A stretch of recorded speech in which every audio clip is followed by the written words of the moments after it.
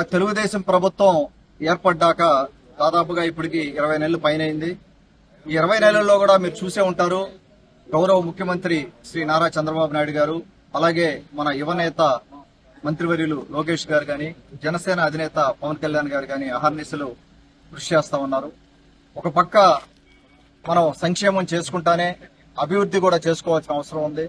కొన్ని ఎంతో ఇండస్ట్రీస్ కి మనం తీసుకొచ్చుకొని జాబ్ క్రియేషన్ జరిగిన దానివల్ల, ఎకానమీ పెరిగిన దానివల్ల మన అభివృద్ధి సంపాదన పెరిగి సంక్షేమం కూడా ఎక్కువ చేసేదానికి అవకాశం ఉంది. కాబట్టి ఆ రెండు కూడా బ్యాలెన్స్ చేసుకుంటా ఈ రోజున గౌరవ ముఖ్యమంత్రి గారు పరిపాలన చేస్తా ఉన్నారు.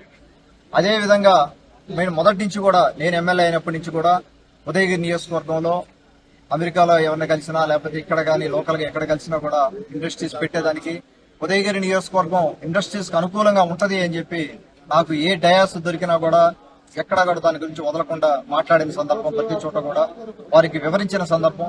ఇక్కడ ల్యాండ్స్ ఉన్నాయి, ల్యాండ్స్ ఎక్కువ ఉన్నాయి, నాన్ ఇరిగేటెడ్ ల్యాండ్ ఉంది, అలాగే నేషనల్ హైవేస్ కనెక్టివిటీ వచ్చింది. ఈ రోజున మనకు ఇండస్ట్రీస్ పెట్టమని మనం ప్రోత్సహిస్తా ఉన్నాం.